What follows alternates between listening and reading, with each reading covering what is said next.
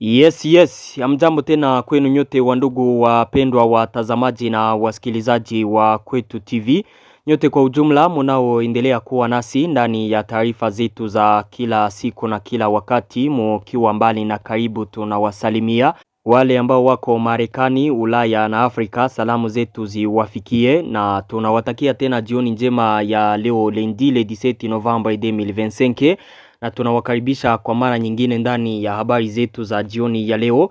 Kama kawaida tumewaletea habari kuhusu hali ya usalama mashariki mwa nchi ya Kongo, pamoja na taarifa za mapigano, kuwaambia kinachoendelea kwenye uwanja wa vita ndani ya province ya Nord Kivu na Sud Kivu. Habari za mapigano tutawapeleka moja kwa moja mu territoire ya Masisi, mu sheferi ya Bashali Mokoto, ambapo vikosi vya wazalendo vilifanikiwa kurekipere vijiji viwili ama mingini miwili ambayo ilikuwa mu mikono ya wasi wa AFC M23 karibu na Mweso. Tutawapeleka ndani ya mji wa Goma tuwaambie kuhusu AFC M23 ambayo ilikataa kufunguliwa kwa aeroport ya Goma, wakati President Felix Tshisekedi alikuwa amesema ya kwamba mwisho wa mwaka huu aeroport hiyo itafunguliwa.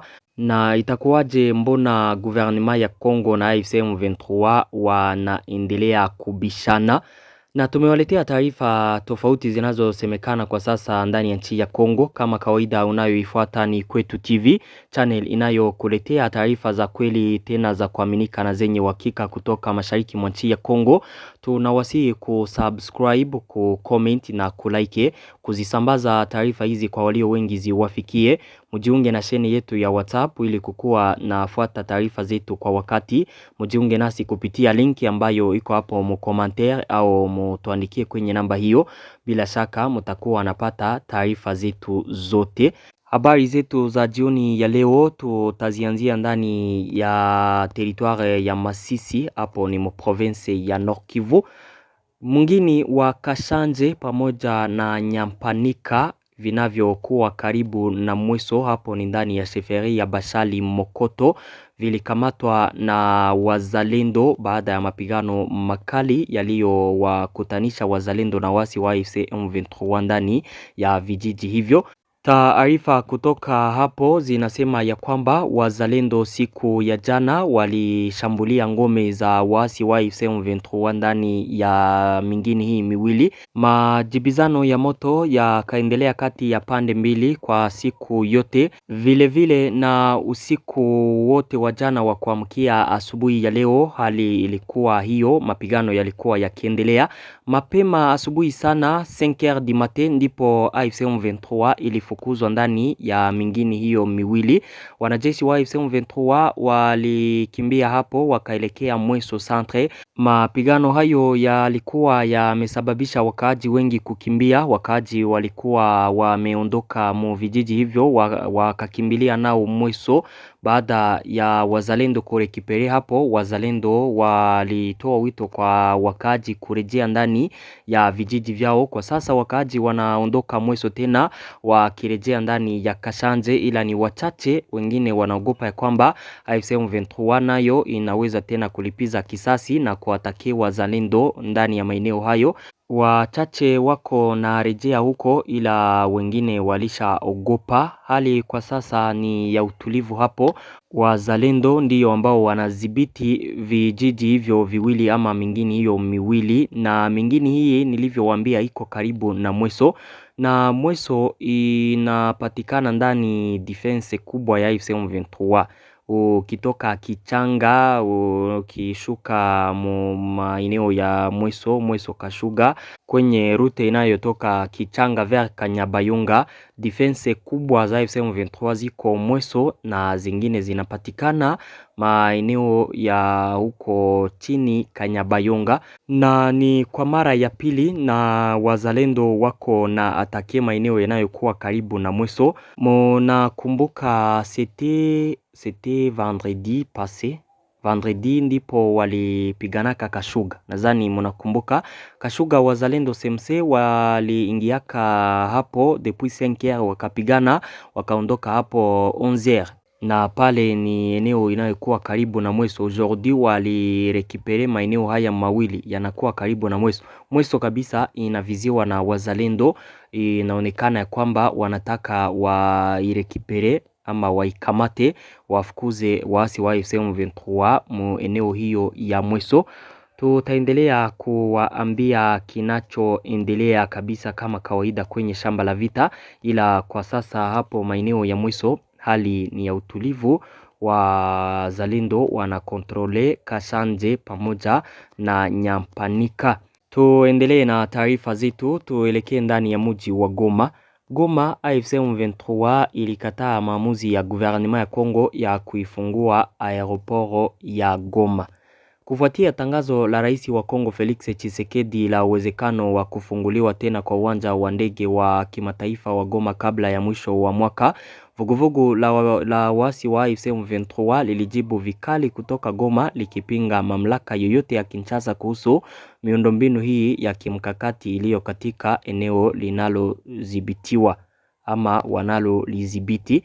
Katika taarifa ya jana tarehe 16 mwezi huu wa Novembre 2025, kundi hili la wasi lilielezea mpango wa serikali wa Kongo wa kurejesha shughuli za uwanja wa ndege kutoka mji mkuu kwa mbali kama uamuzi potofu. AFC M23 ilidai kuwa shirika lake pekee ndilo lililo na uwezo na uhalali wa kuidhinisha uwezekano wowote wa kufungua uwanja wa ndege. Uwanja wa ndege unaweza na utafunguliwa na AFC M23 na sio bwana Tshisekedi Chilombo au mtu mwingine yeyote, aliafirme hayo Lawrence Kanyuka, afisa wa mawasiliano wa harakati hiyo. Uwanja wa ndege wa kimataifa wa Goma, mojawapo ya viwanja muhimu zaidi mashariki mwa Kongo, umesalia kufungwa kwa miezi kadhaa kutokana na wasi kusonga mbele katika eneo la Kivu Kaskazini. Kinshasa inasema kwamba kufunguliwa kwake ni kipaumbele ili kurejesha njia ya kibinadamu kwa watu walioathirika na mapigano, lengo linaloungwa mkono na washirika kadhaa wa kimataifa ikiwa ni pamoja na Ufaransa. Lakini AFC M23 inaishutumu serikali ya Kongo kwa kupora kwa makusudi na kuhujumu vituo hivyo kabla ya kukamatwa kwao, na kusisitiza kwamba hakuna maamuzi yoyote ambayo Kinshasa inaweza kuyafanya kwa maeneo wanayoyakalia ama kwa maeneo ambayo wanayamiliki kwa sasa. Hao ni AFC M23 ambao walitangaza hayo siku ya jana. Katika taarifa hiyo pia vuguvugu hilo linadhibitisha kwamba linafuata kwa uangalifu mkubwa kutumwa kwa jeshi la Kongo na msaada unaotolewa kwa kile inachokiita majeshi ya muungano yanayoshirikiana na serikali. AFC M23 pia ilitaka kujitenga na mvutano wa kidiplomasia unaoendelea kati ya Kinshasa na Kigali, ikisisitiza kwamba mzozo kati ya mataifa hayo mawili hawaruhusu kabisa. Ni wakati wanaungwa mkono na Rwanda kutokana na taarifa tunazozipata kwa Umoja wa Mataifa na Kongo ikidhibitisha hayo. AFC M23 inaamini ya kwamba Kinshasa lazima idhibiti tofauti zake za kikanda pekee. Nadhani ya kwamba tangazo hili la AFC M23 la siku ya jana linasikika. Wanakataa maamuzi ya gouvernement ya Kongo ya kufungua ile aeroport ya Goma kwa ajili ya misaada ya wakaaji, na ile inaonesha kubishana kati yao na gouvernement ya Kongo. Na mabishano haya yatafikia wapi ama ni mpaka lini? Wakati walikuwa wakifanya maongezi huko Doha, Qatar, watu walikuwa wanatarajia kwamba kila kitu kitakwenda sawa, ila wanaendelea kubishana na kupingana kwa mambo tofauti. Wanakataa aeroport ya Goma ifunguliwe kwa misaada ya wakaaji, na hapo sasa wao watasema ya kwamba wanawakomboa wakaaji. Ni kuwakomboa kivipi sasa hapo wakati hawapendi wakaaji wafikiwe na misaada kwa urahisi? Kama ni kweli wanawakomboa wakaaji, mbone vita vilishaka atiri wakaaji sana maeneo hayo?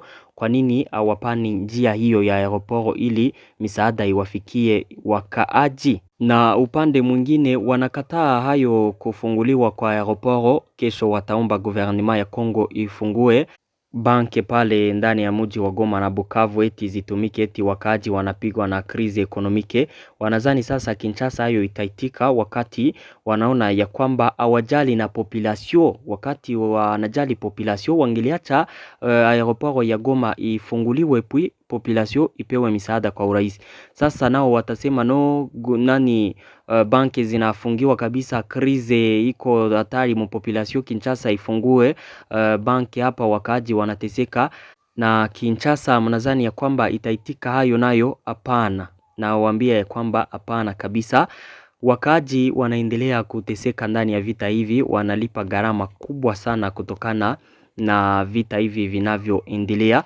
Tuendelee na habari zetu, tuelekee Kolwezi. Kwa aeroport ya Kolwezi kulikuwa aksida ya avion. Kwa bahati kuna waliokufa ama kupoteza maisha yao. Ile avion ilikuwa ikitoka Kinshasa, wakati ilifika hapo kwa aeroport ya Kolwezi ikaanguka hapo, ikafanya aksida, ikaanguka kabisa, ikalungula. Wale ambao wako nasi kugrupe na kushene walipata video hiyo, ila kizuri ni ya kwamba hakuna waliopoteza maisha yao. Ni bahati kabisa ambayo walikuwa nayo pale. Mungu alisaidia na nawashukuru kabisa. Hizo ndizo taarifa ambazo nilikuwa nimewaletea jioni ya leo, na waomba kuendelea kusubscribe kama kawaida. Asante.